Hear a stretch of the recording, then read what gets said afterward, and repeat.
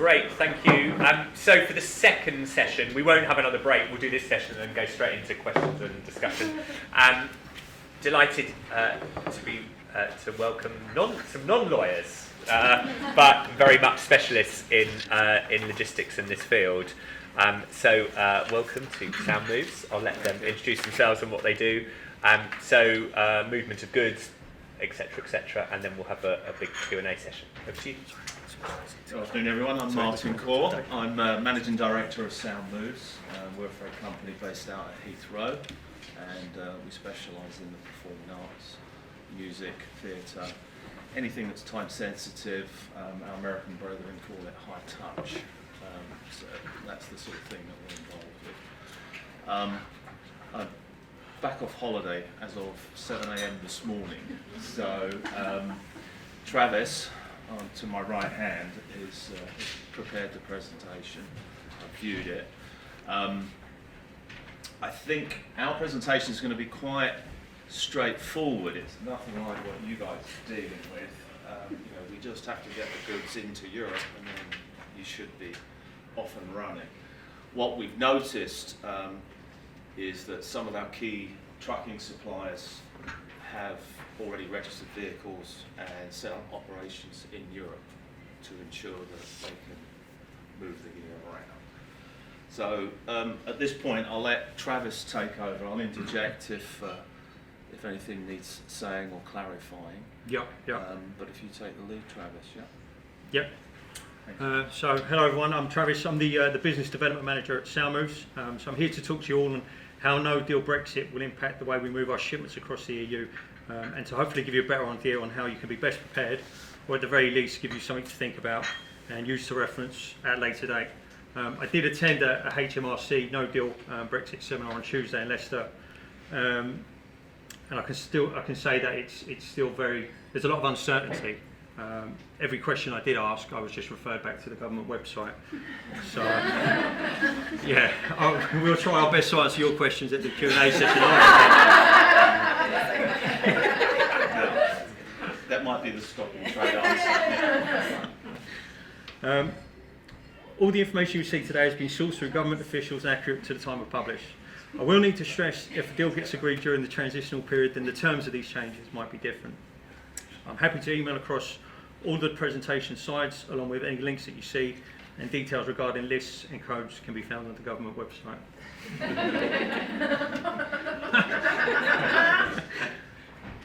So here's a list of the topics and the order in which we'll tackle them. Martin has given a brief introduction on Sound Moves and what we're about, but I'll just reiterate that. So it's been over 2 decades since Sound Moves was created by the most respectable logistics experts in the business. His words, not mine. We set the benchmark high and are one of the world's leading freight solution providers, internationally recognised for our agile approach, trusted expertise and valuable knowledge. Air, land and sea, our experienced and global network of agents work hard to deliver safely and on time. It's our excellent service that has landed us some of the biggest events on the planet and a host of international awards for our work. Whether we're coordinating a worldwide music tour, theatrical tour, experimental event or a merchandise vendor, we understand the challenges of freight forwarding for the creative industries better than anyone. Okay, so No Deal Brexit and what this means. Currently, businesses can move goods freely between the UK and the EU. In the event of a no deal, businesses importing and exporting goods with the EU will have to comply to new rules. The circulation of goods between the UK and EU will cease, and the UK will become part of the World Trade Organisation and World Customs Organisation. The UK will remain bound by international obligation and governed by international trade in goods.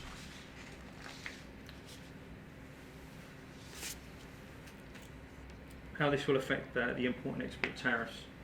After Brexit, goods entering the UK from the EU would be subject to the same import duties as third country goods, and exporters would need to follow most of the same rules as traders currently exporting around the world. So I would, just to interject there, what that means is that goods that are currently just whizzing through Dover or jumping on a train are now going to is subject to customs inspection. Everyone's heard the horror stories about congestion at the ports. It's real. We've had an email from customs giving us 3 holding points. One is the old Manston Airport. Those of you that are familiar with carnets, they will not process a carnet at Dover or at the rail tunnel. They do not have the facilities, they do not have the parking. Your truckers will be aware, and we will be liaising with the truckers. But the days of just being able to rock up at the port, present your carnet and ship within an hour, currently there's no resources. There's no parking at the ports, as we all know, and the customs don't have the staff. They don't have the physical head count to process the volume of trucks. It's growing exponentially. There were 2 points of holding. You said Manston Airport. Yeah, we'll give them later, but they are. And what was the other one? It was Harwich. There's no, because we've been talking to truckers.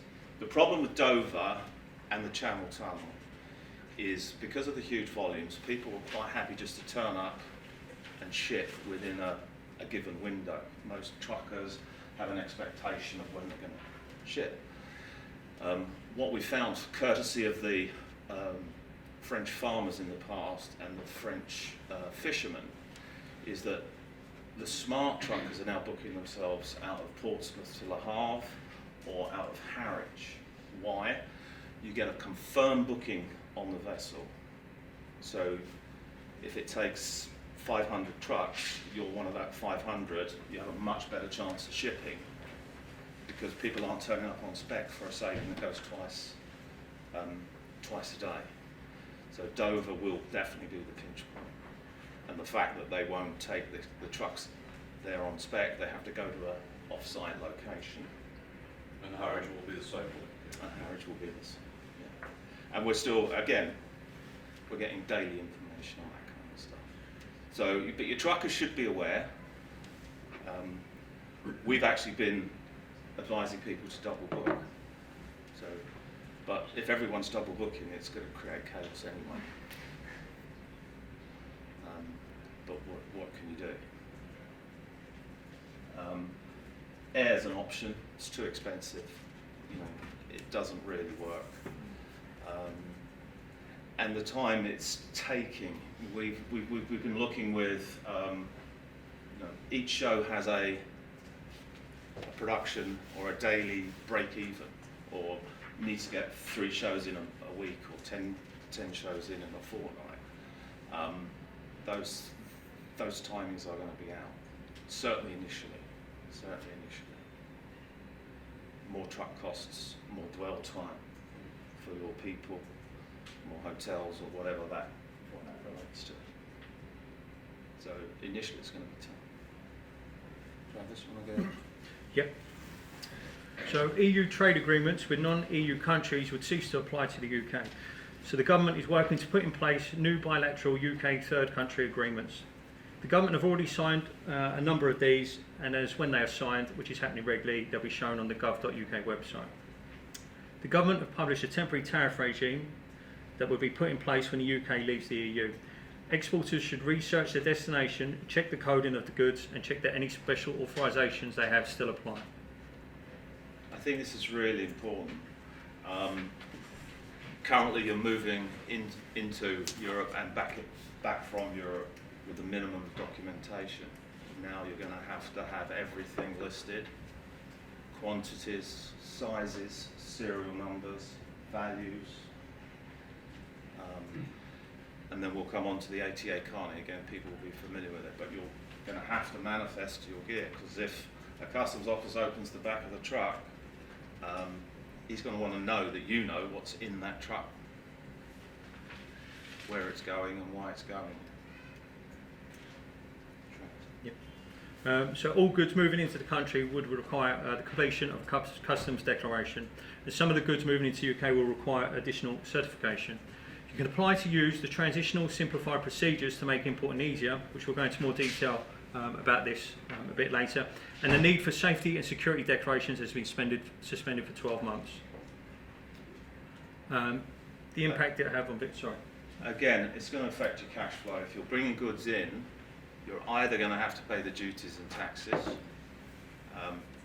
In the transition period, it probably won't be immediately. You'll probably get some leeway, but ultimately, you will be paying duties and taxes. That's your VAT and your regular duties.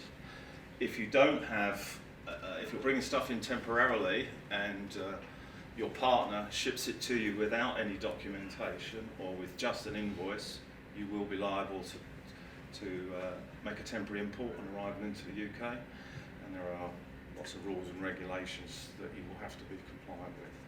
You really don't want anything arriving in the UK that you haven't seen the manifest on and pre-approved it with your trucker or your chosen customs broker, because it'll just get hung up at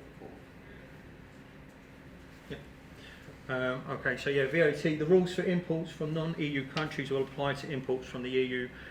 Postponed accounting for import VAT on goods entering the UK will be introduced. Low consignment relief will be abolished, and there will be an online service to collect VAT from businesses for parcels up to £135 in value. For exports, the EU will treat goods from the UK in the same way as non-EU countries with associated import VAT. Customs and excise. When the UK leaves the EU, the rest of the world rules will apply for the import of excise of goods from the EU to export of goods from the EU. So, as Mike was saying, these are the things that you're now going to have to start considering. An ATA carnet. An ATA carnet is like a passport for cargo. It's an international customs document that allows you to temporarily move certain commercial cargo, such as professional equipment, exhibition goods, and samples between customs territory. The goods will not be sold and must return to the country of origin. If you do not have an ATA carnet, you must go through each country's customs procedures for the temporary admission of goods. The information you will need, apart from your company details, is the list of goods, which should be comprehensive and contain as much information as possible, marks and numbers where they exist, and serial numbers must be quoted on all electrical goods. You really need an ATA carnet if you're going to go into Europe. An ATA carnet will take about 48 hours to produce, assuming that you can come up with a detailed list. We turn them around a lot quicker than that. We're already investigating having a printer put at Dover so that we can produce documents at Dover for collection, even though we might have to message them to the holding area from Dover. It'd be better than it, our office at Heathrow. So a carnet has to be underwritten. So when you issue a carnet, you can put down a cash deposit equal to generally 30% of the value that you're declaring, which you'll get back when the carnet returns and the carnet hasn't been abused. You really should probably at that point make sure that your trucker is responsible for the correct handling of the carnet.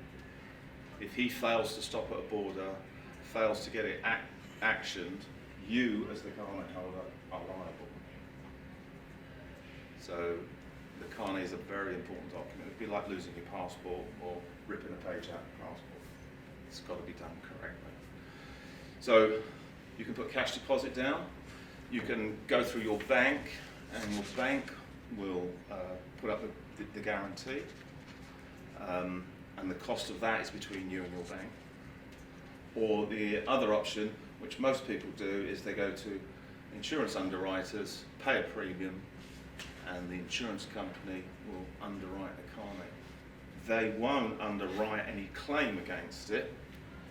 If the carnet is abused or misused, goods aren't returned, you will be fined and you will be chased by the Chamber of Commerce for the duties and taxes.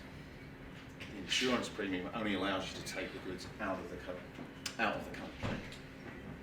It's not an insurance it's not a marine insurance, it's not an insurance policy as such, it just allows you to use the car. So it's very important. But again, we can go into more detail on that individually. Okay, yeah. The other option is to provide a commercial invoice. This document must show a description of goods, a commodity code, customs procedure, which is a CPC, the intended use of goods, for example, if it's a permanent export or free samples, the value, the cost, insurance and freight. I think you mentioned it earlier, but it's worth noting that customs entries have to be pre-lodged, so any self-employed or in-house drivers will no longer be able to just turn up at the port and open to get straight through.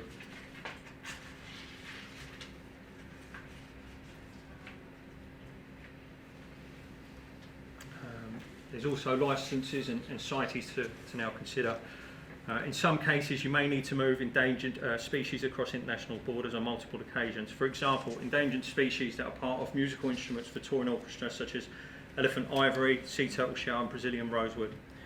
If you're part of a touring orchestra and only plan to travel with a single instrument, you can apply for an FED 0172 certificate for your musical instrument, and there's no charge for this kind of permit. You'll also have to consider costume props containing alligator or snake skin, display for museum exhibits and showpieces for art exhibitions. I'll just cut across there. Customs officers are very smart. They won't tell you it's an endangered species. They'll say, I think it's an endangered species, and it's then down to you as the owner of the goods to prove it to them. And that could be at any point in the transit. It could be at Dover, it could be at France, it could be at any point in the transit. So when you're talking to your wardrobe departments, when you're talking to your scenery builders, particularly if you're buying stuff second-hand, we see a lot of stuff that's sourced second-hand.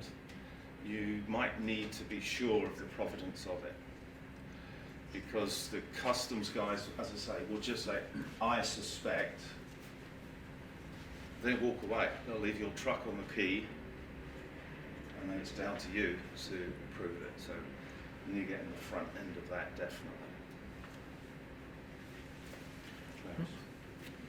We have been told that any of the custom inspections for the shipments containing high risk or CITES cargo will be carried out at different locations away from the port to help with congestion. There is no facility at Dover to deal with CITES goods. Zero. They've never needed it, so they don't have the facilities. They can't unload the trucks. They can't inspect. So the biggest port we have dealing with Europe can't deal with that commodity. So that shows you the mess.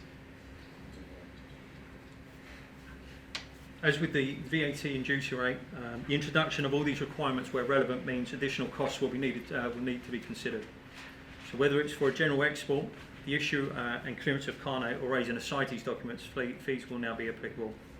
For licences and certs, you'll need to get a licence or certificate to import some types of goods. You may also need to pay an inspection fee for some goods before they're allowed into the UK. Some of these items might include wood products and bark, wood packaging material and firewood. There's also guns, weapons and goods that could be used for torture or capital punishment, but I don't think you're going to tell. I don't know, looking at this. So again,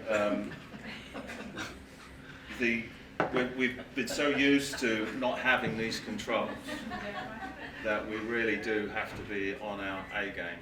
Plastic guns, or if you talk to your armourers and they, well, this gun will never fire again. The customs officer's not going to believe that unless you could prove it to him. But there are ways and means around it where maybe your description on the carnet isn't quite as detailed as it could be. I'm not encouraging you to break the law, but you need to be very, very careful how you're listing stuff.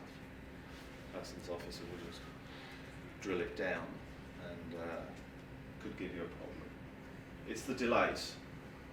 Most things you can deal with. If you don't like this prop, you don't like this garment, we'll leave it behind. But it's the delay that it's going to cause that's the big impact. So with the introduction to various customs clearances, safety security declarations and the processes for anything now leaving the UK borders, a real concern for most people has been the idea of shipment delays due to port congestion, older vehicles and limited availability. We have been told that the government's top priority is to maintain security while retaining the flow of goods, ensuring that the new processes of control are not interrupted by the flow of goods.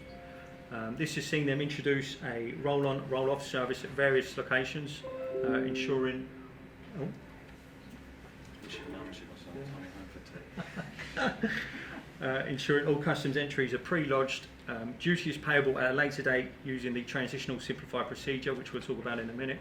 And again, they will be carrying out any and all custom inspections at facilities away from the port. Although this should help with the flow of goods located in the UK, we're still unsure to if or any of the countries are set up for this process or if they have any strategic plans in place. What we do know is that the Common Transit Convention will be used for the movement of goods crossing between and through common transit countries. These common transit countries are EU member states, Iceland, Norway, Liechtenstein, Switzerland, Turkey, North Macedonia and Serbia. By using the Common Transit Convention, your agent can move your goods quicker because customs declarations are not required at each border crossing. You will only pay customs duties when the goods reach their final destination and can complete some of the customs procedures away from the border. This is a discussion you will need to have with your forwarding agent, as there is a lot they have to put into place before they can be approved to provide this CTC service. They will need to register for the new computerised transit system. Their premises, local and abroad, will have to be set up as a temporary storage facility. They'll have to have a registered or authorised consignee and consignor, and they have to ensure they have a guarantee in place. So what that, in layman's terms, is just pick your supplier well. So as Travis mentioned before, the idea of getting your mate to jump in a van, you know, those days, they'll come back round again, but in the initial period, I think it's going to be problematical for just guys that aren't set up, don't have the customs arrangements, don't have the approved premises. You really need to be making sure you're using a professional supplier. There's lots out there, but you just definitely need to be using a professional supplier. Okay, in this section it's just how you can be better prepared. I think these two items are the most important things to take away from today. You'll need an EORI number that starts with GB to move goods in and out of the UK if there's no deal Brexit. If you already have an EORI number that starts with GB, you can continue to use it. It'll be 12 digits long. If you register for VAT, it will include your VAT registration number. You do not need an EORI number if you're only moving goods between Northern Ireland and Ireland. If you're dealing with EU customs, then you'll need an EU EORI number. Get this from the customs authority in the EU country you first conducted trade with, or request a customs decision from them.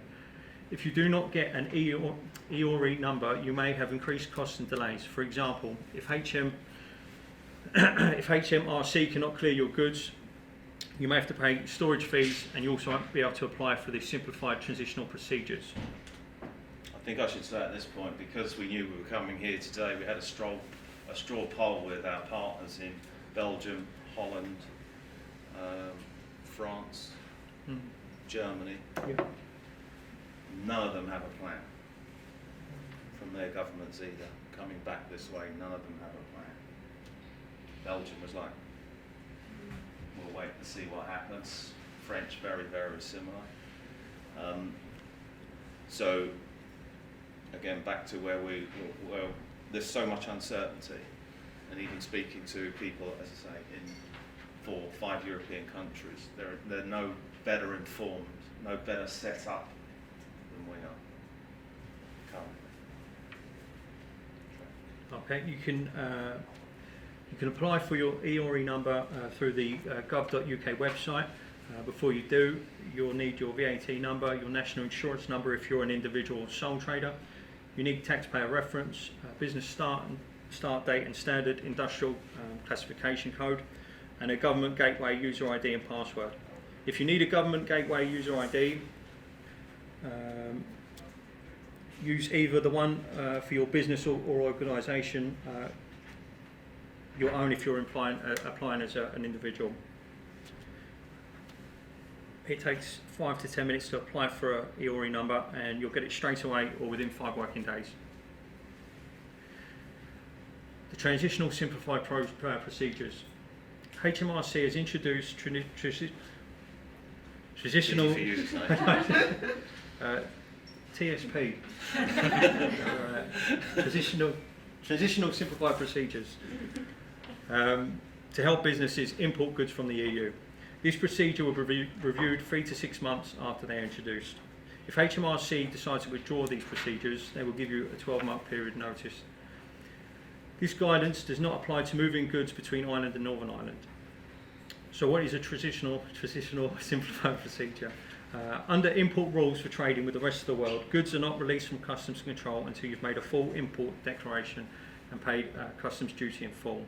TSP reduced the amount of information you need to give an import declaration when the goods are crossing the border from the EU. They do this by letting you delay submitting a full declaration and paying any duty. There are two types of TSP, and they are controlled goods, which are excise goods such as endangered species, realistic imitation of firearms, alcohol and tobacco, and some goods that need a licence to import.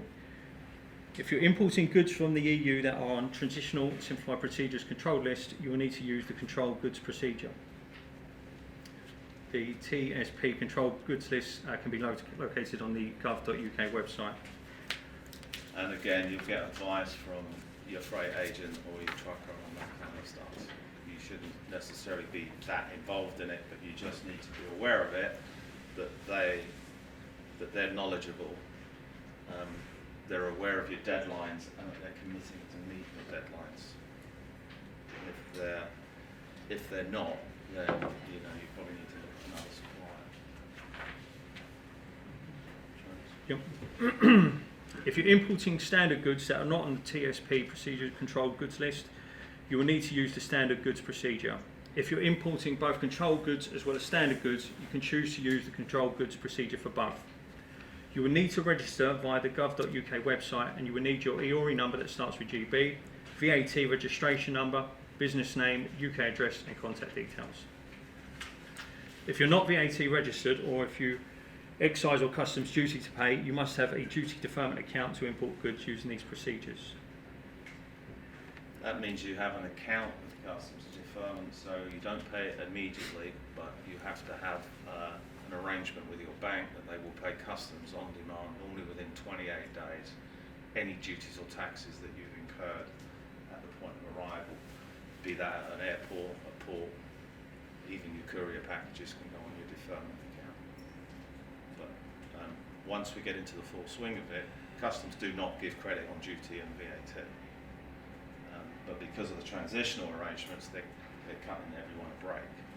But eventually, if I import something from America today, I have to pay duty and taxes today to get it out of customs. If I have a deferment account, I can put it against my customs deferment account, and I get to pay it in 28 days. But if I don't have a deferment account and I want the goods out of customs, I have to pay today to get the goods today. You should not register if the only goods you're importing are coming into the UK directly from outside the EU. You choose to use a customs special procedure for your goods.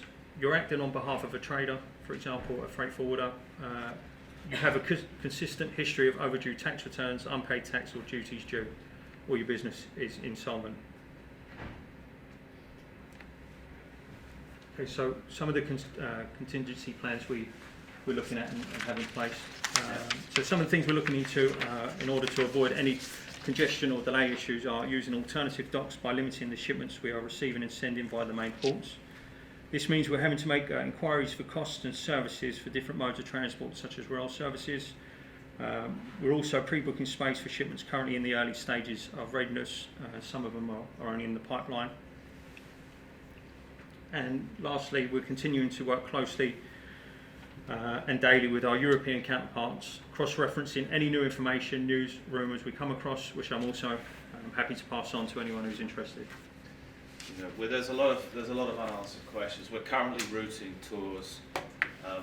Traditionally, we'd bring a tour or a production into the UK, even if it was starting elsewhere in Europe for rehearsals or anything like that. We're actually encouraging people now to miss the UK out, particularly over the transitional period, and head straight to Europe.